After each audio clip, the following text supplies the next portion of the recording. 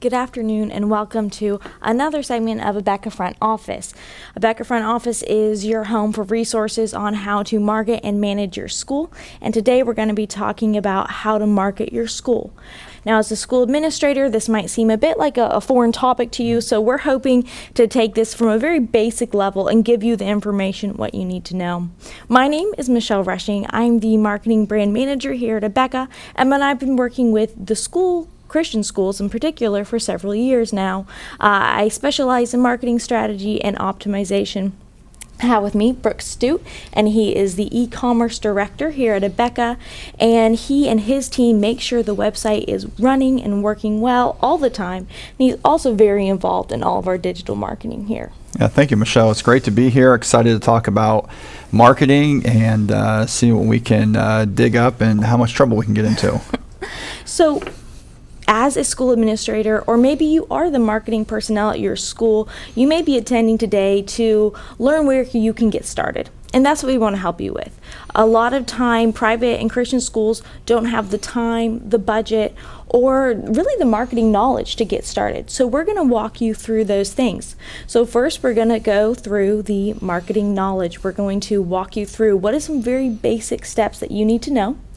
Then we're going to talk about how to find time in your already busy schedule to do this, and then how to market on a small budget. I think that's something that probably scares people the most, as it seems like it's a lot of work, a lot of time and energy, but we're going to hopefully show you some simple things today that will help you get started. First thing we're going to talk about is you don't have to know it all. That's true. That is true. I don't think it's possible to know it all about any topic, but especially when it comes to marketing, which is probably ever changing with the times and with how people use different tools that are available to them. The one thing that is very key and important is just to get out on the web and look for free things that you can use to help you gain more knowledge and see what the industry is doing as far as marketing. So there are blogs that you can look at, lots of professional development that you can take advantage of. There are so many free resources available that you can take advantage of. And just some of those are HubSpot. Facebook has an entire learning platform just for their resources they have available for advertising. YouTube is a good resource to find videos for marketing experts, as well as Google Academy and LinkedIn Learning. So lots of places you can go and just do some simple searches to see what is out there and what kind of fits what you're looking for your school. And that kind of leads into, I know, Michelle, you do a lot of listening. Right. So that leads into some podcasts that you were talking about earlier. Right. I try to walk to work most days, and I love listening to podcasts on the way. One of my favorites is called Marketing School. For 5 minutes, it's a 5-minute podcast, and you can listen to that, and you can learn something new every day. So if you feel like, I didn't go to school for this, or I don't know what I'm doing, there's so many resources out there. If you're busy, you can listen to them. And then we have here is what we're doing today is front office. And part of front office is to provide marketing resources to you as a school, because we know that it can take a lot of time. It can cost a lot of money. So as we go through today, we're going to show you some of those free resources which you can take advantage of, and you can request, and we'll send them and customize them for your school. And so stay tuned as during this webinar and then future marketing topics, and we're going to go into depth about those. In fact, we actually have a couple past webinars that we have done that go more into depth of a re-enrollment campaign for your school, and you can watch those on abeka.com/front office. Michelle, I'm going to interject here real quick. I think what's really cool about the front office is the free resources that are available and how we go in and we'll customize them and make sure that they look good before we send them off. Right. So that's really cool. That's really nice.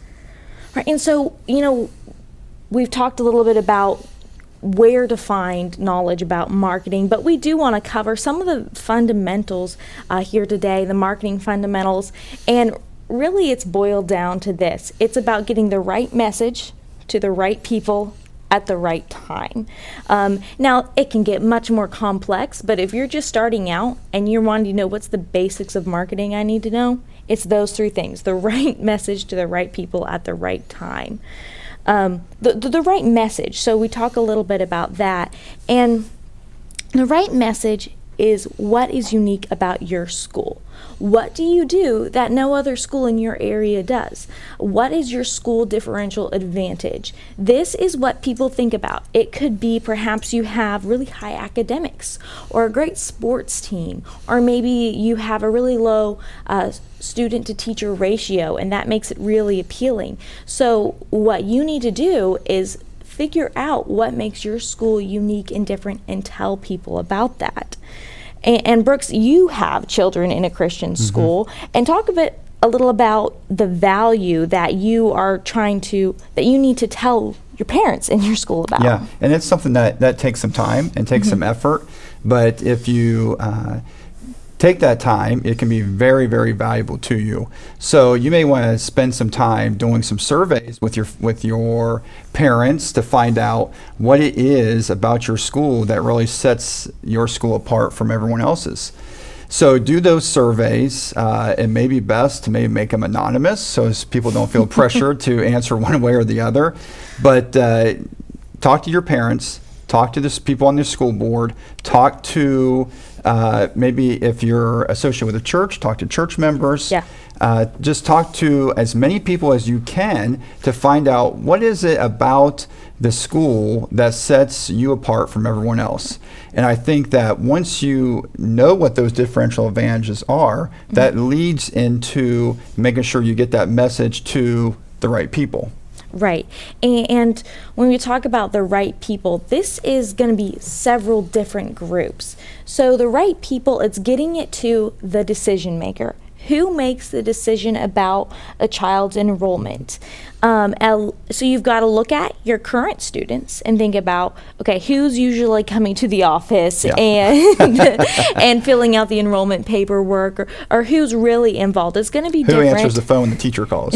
Exactly.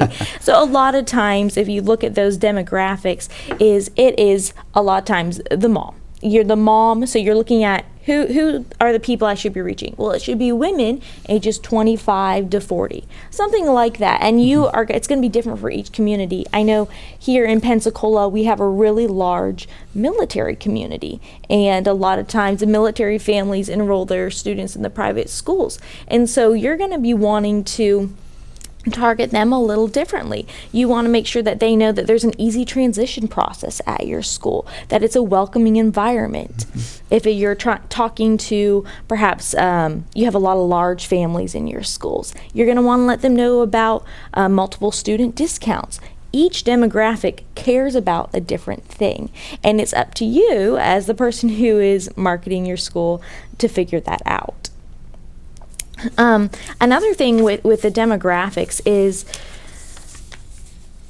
you have to think about where the student is at. So if you are a preschool, so you are welcoming students who've never been in school before, you've got to reach those people a little earlier. You've got to have even more messaging. They're going to want to know a lot more about your school than maybe a parent of a 6th grade student who's been at your school for 5 years. Yeah, they may not need as much time, and that kind of leads into the whole re-enrollment process. We know what the message is, we know who the people are, but and that speaks to what you're saying about the timing. Most schools are going to be having re-enrollment probably starting in February. And then they're that's for re-enrolling current students. And then as they get more into the spring, March, April, definitely by May, you're opening that up to new students to come to your school. So you really want to understand what that timing is for you, and it could be different based on which part of the country that you're in, and also to take advantage and look around what's going on in the community as far as you talked about a military town. How are you reaching those people during a time when they're, moving and they have a lot going on. You got to figure that out. Maybe there's a new company that's coming into town and they're bringing in a lot of new employees that are being drawn to your community, and there's new housing developments being built. So how are you going to target and reach those people that are coming in? So it's, there's just a lot that goes into it between the people, the message, the time, and then, working into how are you going to reach them. Right. I think so now we're getting into what are the channels that we're going to use to reach these. And I think one of the ones that's very important is the email channel. Right. And that is something that I think people don't think about enough. They have your Outlook email for your school, and you answer people's questions about things, but you need to spend a lot of time into creating an email platform and an email strategy. Email is so important for several reasons. One of those reasons is for admissions follow-up. You need to have some form of communication that's reliable and that you can put a lot of information in. So if someone requests information on your website about the admissions process, there needs to be an automatic email that goes out to them saying these are the next steps that they should take. It's something that you can automate, and it's really important for the admissions process. Email is also really important for regular communications with your parents. You can have a great school with great teachers and great programs, but if you aren't communicating regularly with your customers, that they're going to find someplace that will. There's an old marketing saying that it's easier to keep current customers than to find new customers. And that's the same with students that enrolled in your school. So you've got to keep parents and students happy, and one of those ways is communication. I think especially right now with everything going on with the coronavirus and this past school year, communication was more important than ever. Parents wanted to know what was going on, how are you keeping their students safe, and emails are really reliable, and I would say even private way of communicating. You don't need to post on your Facebook to the entire community, but you can send an email. Interesting you said that, because right before Christmas, I got an email from my kids, where my kids go to school, and they were laying out what the plan was for the spring as far as COVID procedures, how are they going to do anything different than they did in the fall, big events that happen in the spring. They were kind of giving us a heads up on, assemblies and different things of how those are going to be handled. So that communication is very important, because then it allows the parent to set the expectation for the child. Right. The kids look forward to something. Now I was able to kind of ease it into them and say, well, we may be doing things a little different this year. So that communication is very important to be able to help the parent be able to communicate that with the child, and not have any big surprises for the students. Right. So that's very key. And I think I'm going to jump right into the website, which is my favorite thing. So, before you do that, I do want to show something real quick. We talked about the resources available at abeka.com/front office, and I'm going to show you a couple email resources that we have for you. It's really nice to have really good looking headers on top of email. That's the picture that's in the email that kind of breaks it up from looking boring. And so we have some free ones here. This is an email header. This is Growing Young Minds and Your Peace of Mind. And so that's a really neat value that it offers. And you can customize this to your school. We have another one right here. And you can take these down, we'll give them to you and to download and then to put into your emails, so you can save time not having to have someone to design these email headers for your emails. But go ahead, Brooks. No, I just wanted great. to show those. Yeah, definitely want to show those off. And don't forget, if you have questions, to use the question feature on the Zoom and put those in there, and we'll get to those when we get towards the end. But the website, I think the website is, in my opinion, probably your most important marketing tool. It's something that can be available 24/7. Oftentimes parents are researching and looking for schools or options at night when your school may not be open. You may not have someone in the office to answer the phone 24/7, but your website is always there. And so that's where you can be very intentional about the content that you put on the web. And you can have, this is where you put information about your school. You put information there about the history of the school, what you believe, the philosophy, the academics that are at your school. Maybe you include the curriculum you use, and we hope that that's Abeka.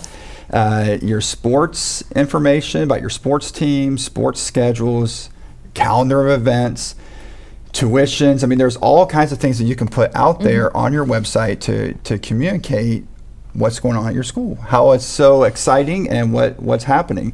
And I think it's important to attract new families, but also when you're looking at your current families that you have, because you still have to market to those current families as well. So having a website, and especially if you have an LMS, maybe the website is the portal or the doorway into your LMS, where they can see obviously a lot more things about academics, grades, whatnot. My kids wish I did not have access to their grades, but that's always, as a parent, good to have.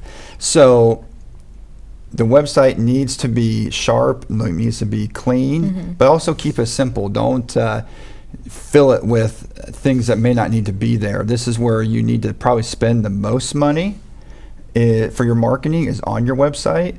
And I would also encourage you to make sure that your school is listed on Google as like a business, to where you can have information about you, your hours of operation.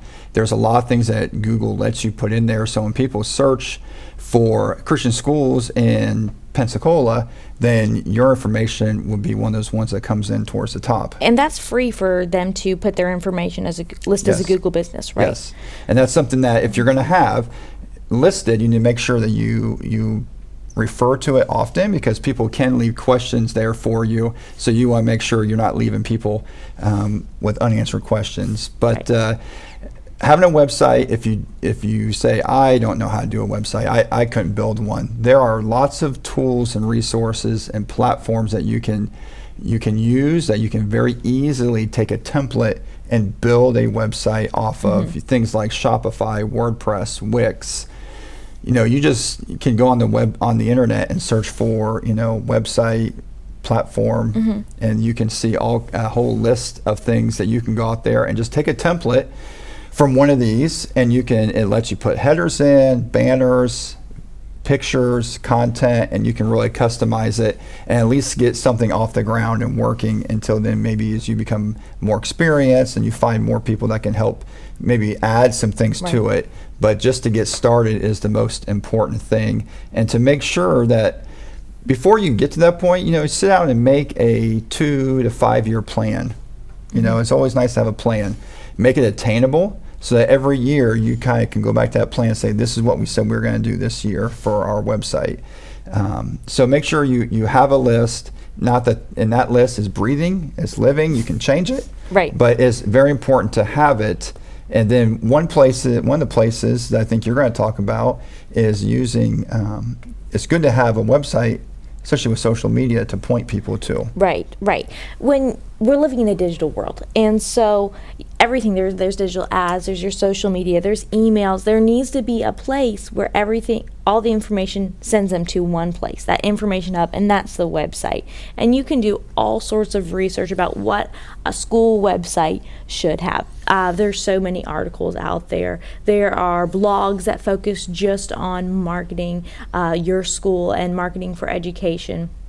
So I'd really check those out as you start that maybe 2 to 5 year plan of what your website should be. And if you're already there, that is awesome. But make sure that you're always keeping it up to date.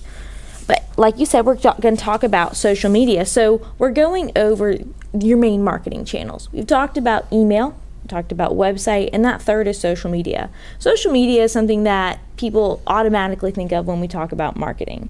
They think, oh, all right, Facebook and Instagram and YouTube. We're going to talk mostly about Facebook tactics, but these can also apply to other platforms.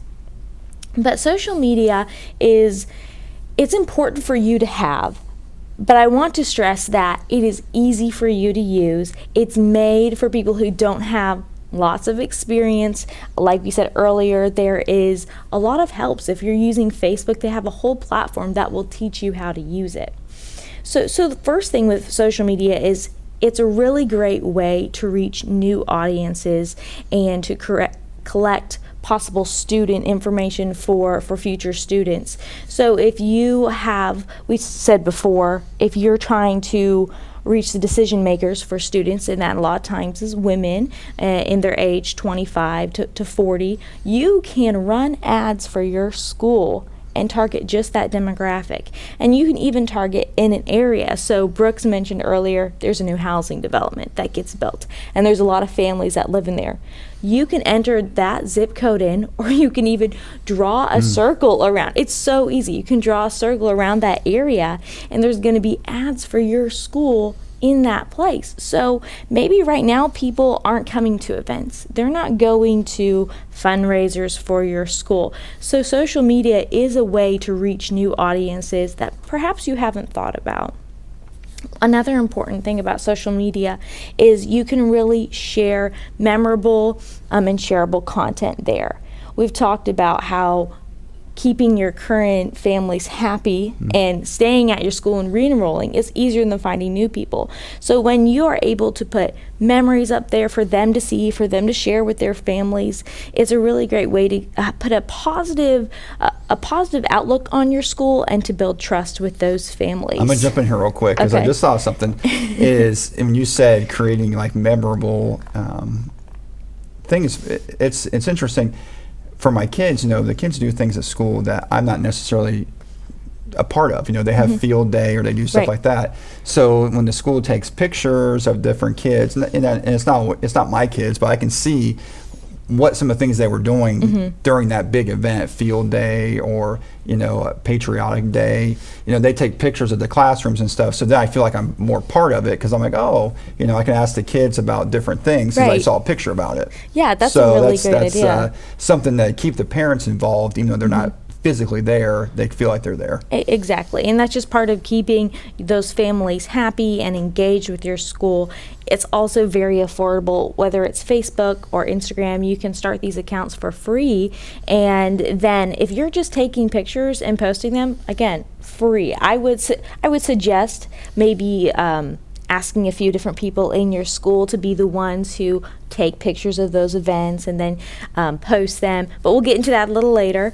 But it's really a way to build a community. And that's what a lot of people are looking for these days. Everything feels so separate. They feel like things are tough sometimes, and if they have a community, whether it's their school or their church, and then there's ways for them to share and connect with other people, that's really important. And as part of your school experience, you want to make sure that you're providing opportunities for parents and for students to connect. So we talked about those three things. There's so many more aspects of social media, but if you're just getting started marketing, email, website, and social media. And I want to show you a couple things here. Again, these are front office resources that you can take advantage of, and you can share them on your page. So we have here, it's pictures of students and a teacher. This could be a Facebook cover that you could put on your school site. Another one here. These are both the exact sizes that you need for a Facebook cover. Some more Facebook posts. And the neat things about these is they've been built and created to be optimized to work with Facebook algorithms. There's a little bit of thought and energy that have to go into creating the perfect picture and copy on the picture, and this has already been done for you. And we have more options than this on abeka.com/front office, but you want to check those out. And if you have questions after this webinar about how would you use these, how would you post them, go ahead and put that question in the chat box and we'll try to answer it for you. So that's the first point. And I promise that is our longest point. But we are talking about just some basic marketing fundamentals, some basic marketing knowledge you need. And next we're going to go into finding the time. And I think you have been in management and we never have enough time. Yeah. So we always have to make sure, especially when it comes to marketing, you literally you could lose yourself in all the different avenues and ways to market, but you have to prioritize things. Prioritize your task. What is important to you, And when it comes to marketing, you need to focus on things that will move the needle. If you're doing something and it's not making a difference in your enrollment and you're not seeing any movement on it, then don't do it. It's that simple. You want to really drill down and focus on things that are helping you.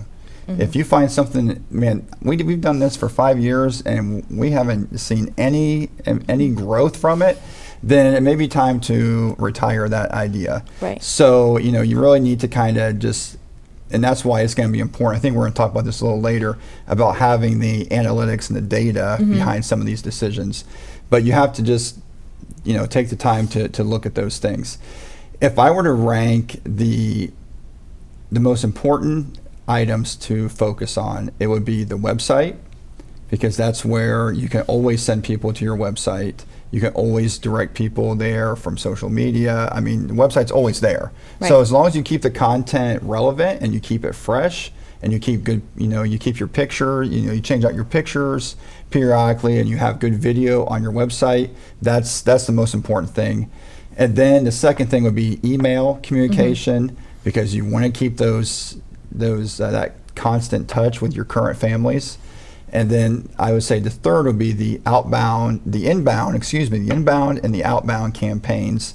And I know we've talked a little bit about some of those, but we want to explain a little bit you what need to explain a little inbound bit. and So outbound. I'll let you take that. Right. So when you have emails, when you have a website, that's just kind of part of running a business.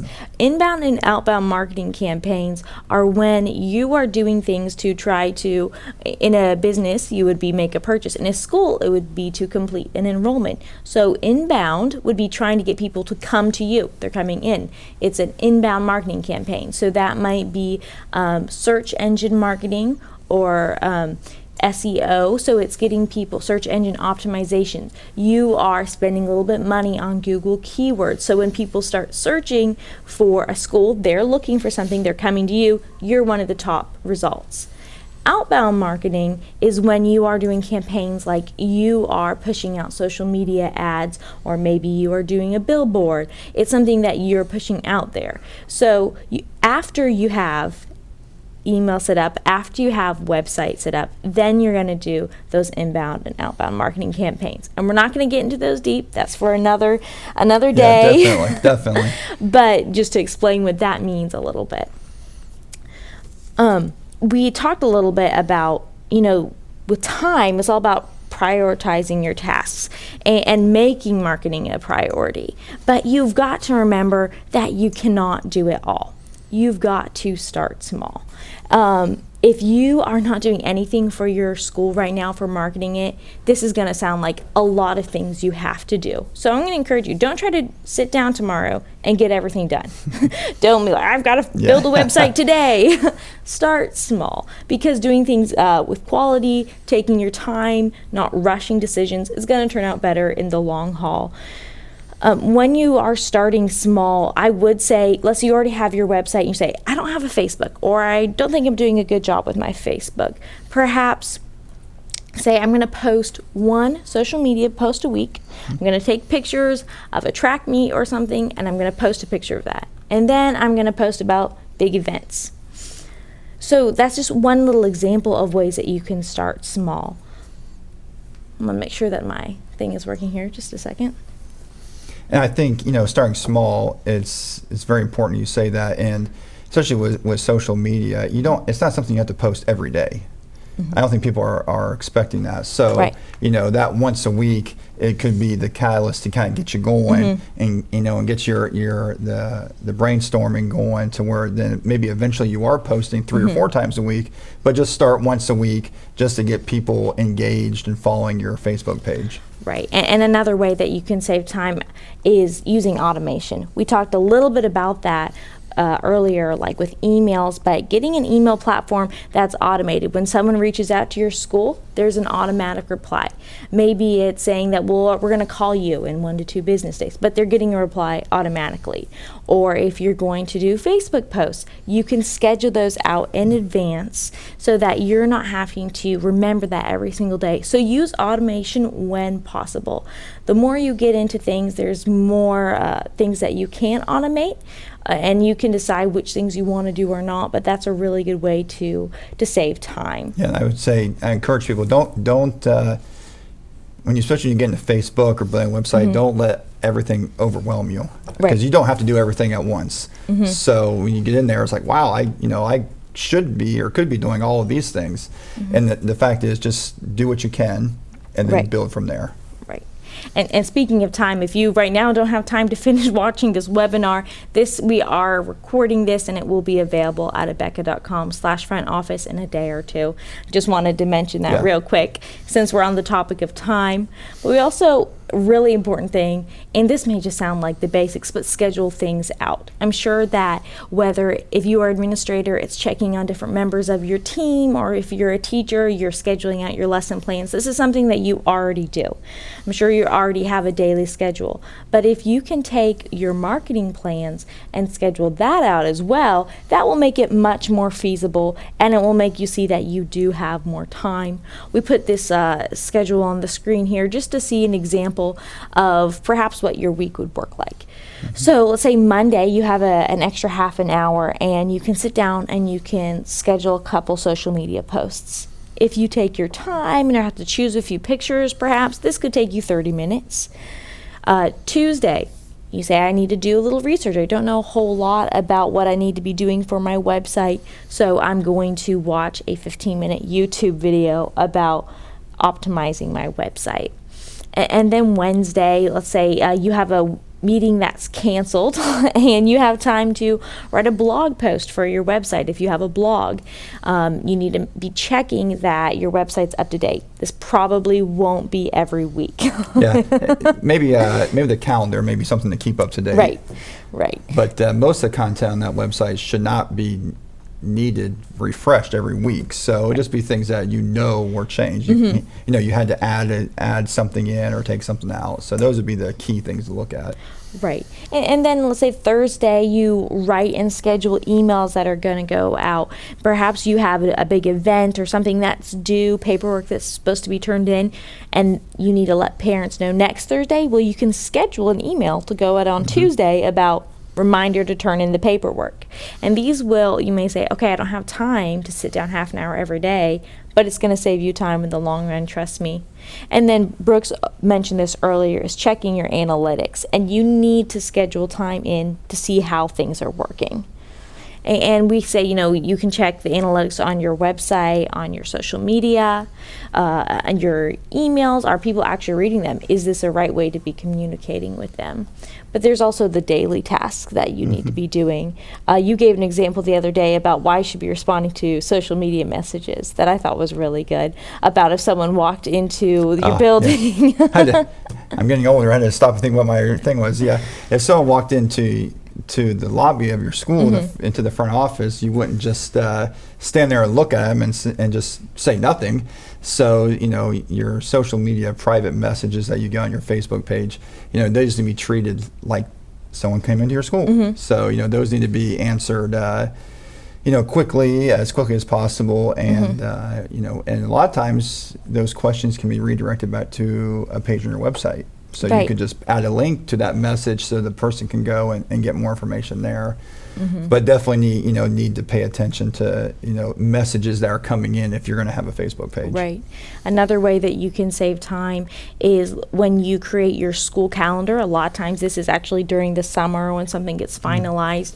You can then look at that calendar and say, okay, I know these events are happening, so I'm going to schedule Facebook posts perhaps a month or a couple months in advance. Or that's a way for you to decide, okay, I'm only going to post about events or things that are happening at the school because I don't have time to do more, and that's okay. So you could use that school calendar as a base. Definitely build out. Yeah, to get started, and you don't have to try to think of all these, creative things to do. Start with your school calendar and make it simple. But with the time, you do not have to do it yourself. You can survey your staff and you can see who is interested. You never know what teacher, what person who works at the front desk is going to be saying, hey, I actually really would like to do that. I love talking to people, or, I love using social media. I'm really good at it, and they could do that for you. So perhaps when maybe the start of the school year, you could send out surveys saying, we need help in these areas. You don't have the time to do it all yourself. You say, I need one person who's going to answer messages on Facebook. That's what they do. Maybe they are a school nurse, and the nurse has some downtime, and she can answer those questions during the downtime. Hopefully. Right, or a front office, someone who's sitting in the front office. You never know who has interest or ability in things until you ask and find out. I mean, there's been lots of people who I've worked with, and come to find out they're like, oh, I was a graphic design major for a couple of years because I really enjoyed that. And I'm like, oh wow, I did not know that. So just surveying and finding out who these people are is very important. It can save you a lot of time and headache. Right, and you can, once you find those people, you can split different responsibilities. Perhaps you don't have time to do everything, but you still want to see what's going on. So you can easily say, okay, I want you to plan it out and create it, but just run it by me before you post it. So you can create a kind of system like that. Even with someone who say, I actually have a photography business and I'm trying to get more experience taking sports photos. And you're like, well, be at every basketball game and take job for you. free publicity, So there's people in your schools who have hidden talents that could definitely help, and you've really got to give up some of the control sometimes. And I think that's hard, that you think, all right, well, I know how I want it to look, but if you hold on to everything, you are never going to have time to do it all. So really find those people, and people who you can trust, and then give them the chance to prove themselves. Absolutely.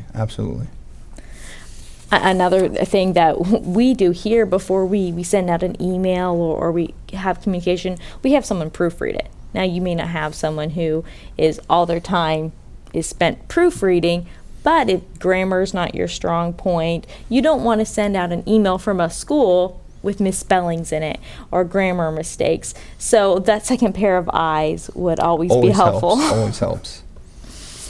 We've talked about finding the time, and we've talked about some basic marketing fundamentals, but I think a lot of you probably still have questions about where am I going to get the money to do some of this. It sounds expensive, and so we want to talk about where do we get the money to do this.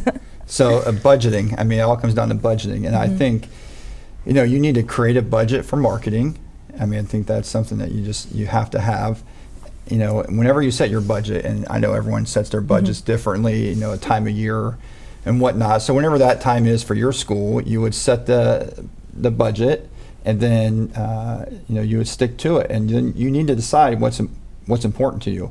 So if your website's the most important thing to you in marketing, then how much money are you going to set aside to keep it running and to maintain it and to update it?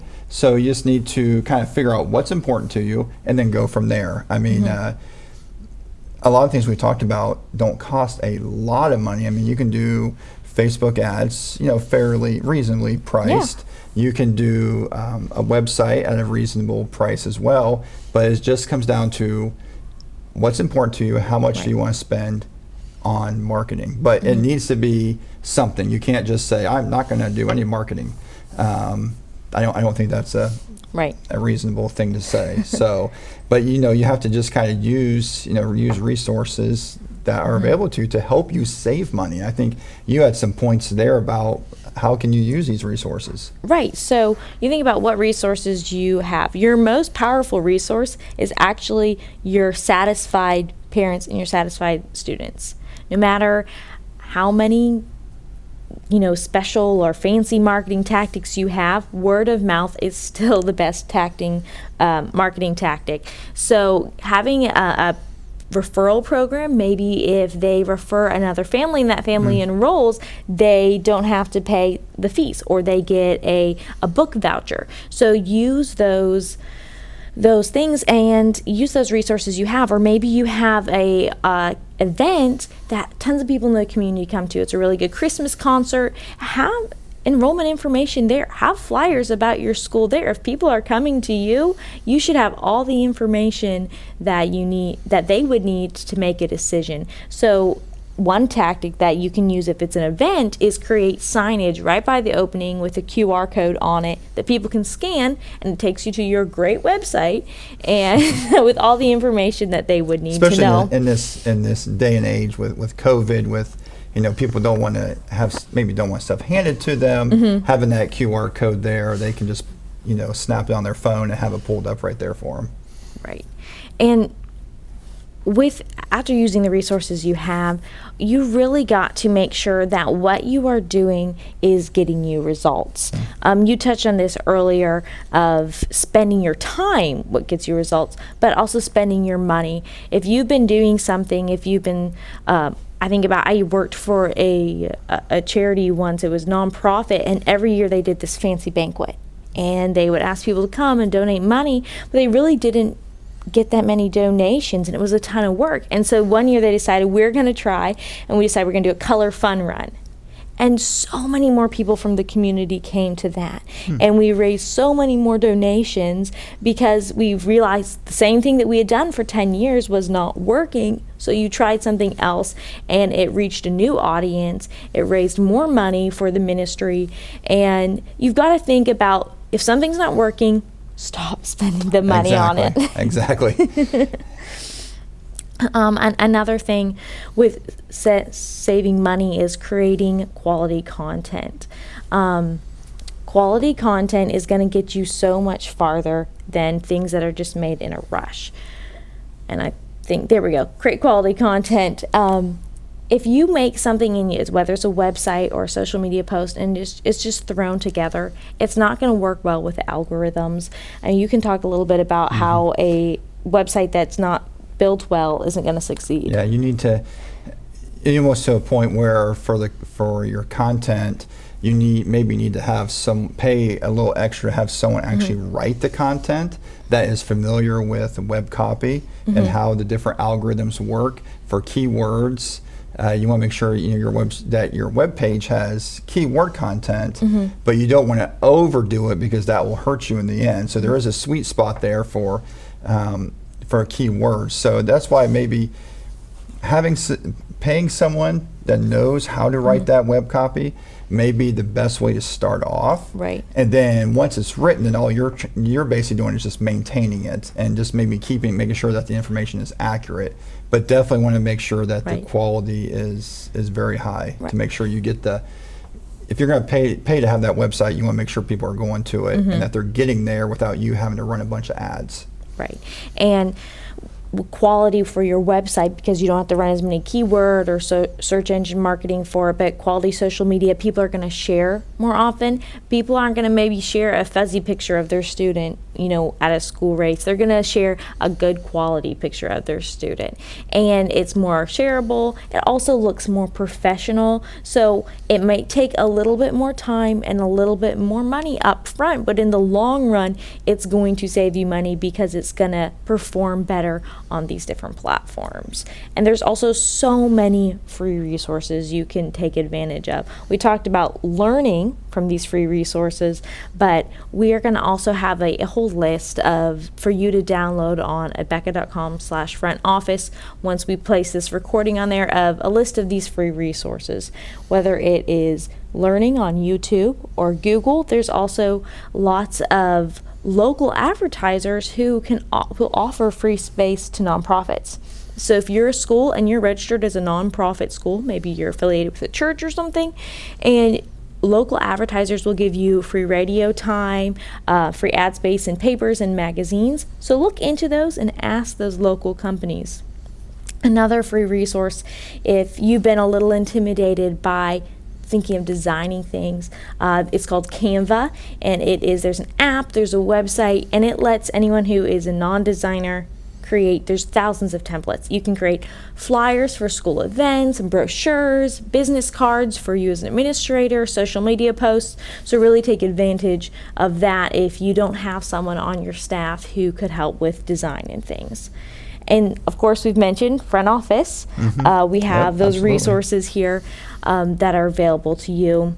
And then one more is MailChimp. We've talked about emails a lot. MailChimp has a great free version if you are a small enough business. I think it's like under 500 families. So a lot of our people watching do have enrollments under 500. But then if you are over, it's very affordable.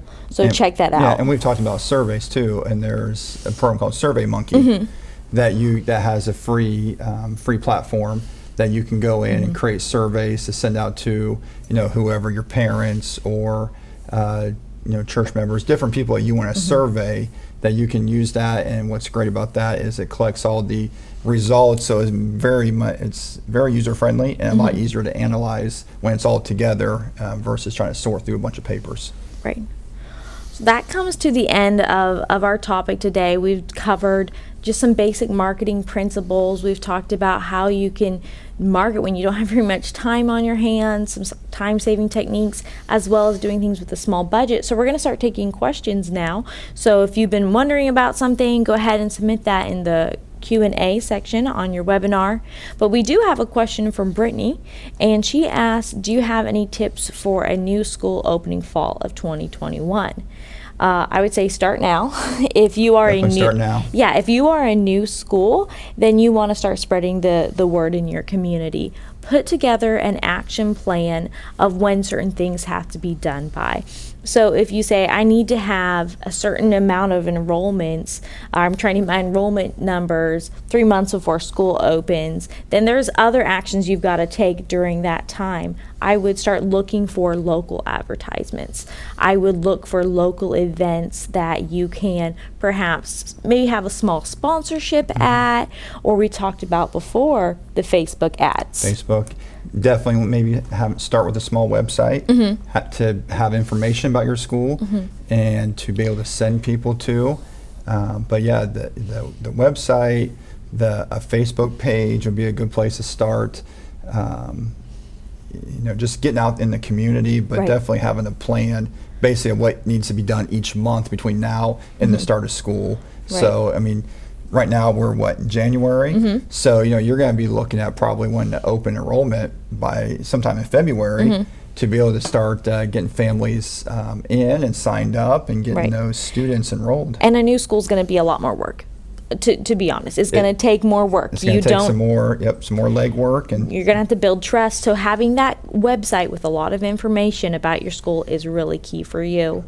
And probably doing a lot of the targeting that we talked about. You talked about on Facebook, where you can go in and put zip codes in and target certain areas. So that's definitely something to look at, to really start ramping it up now, because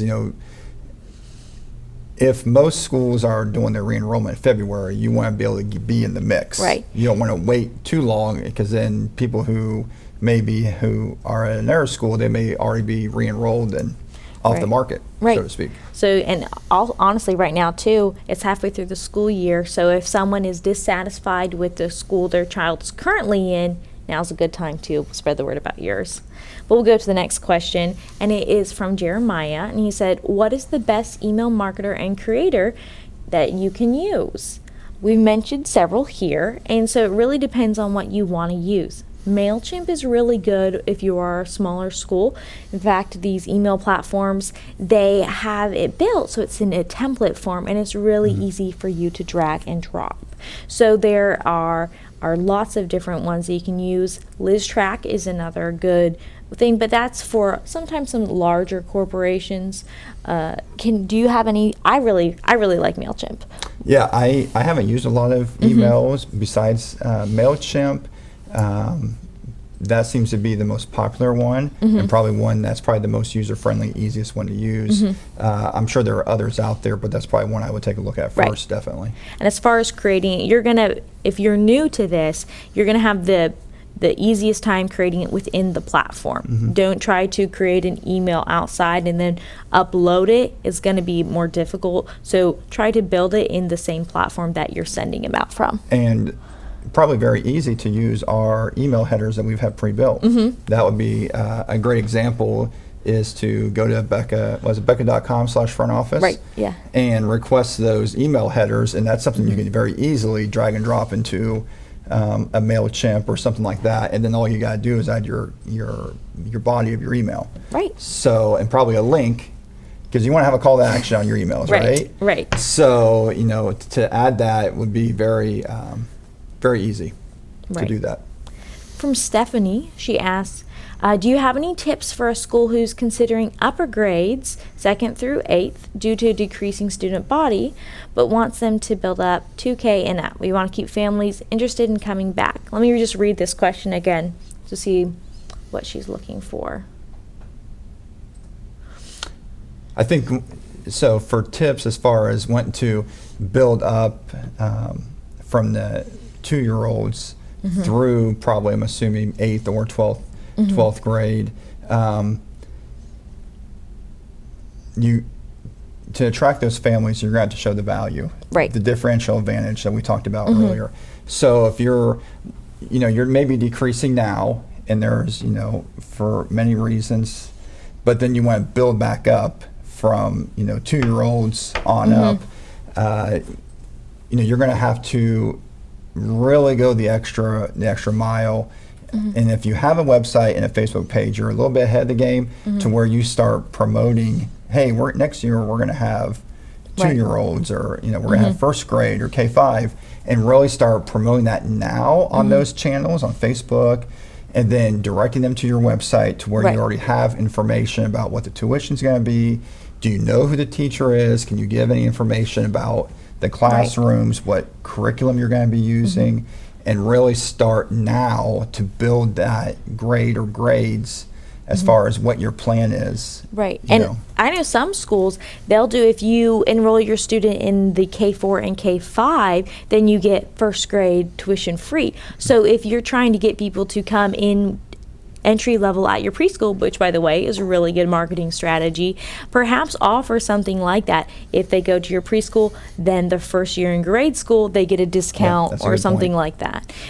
It, like you said, is also really important to explain what your school is doing different than others. So perhaps it has downsized, and that while that is sad, now your teachers have more time to devote to the students, and you can talk about how that student to teacher ratio is low, which a lot of people really like.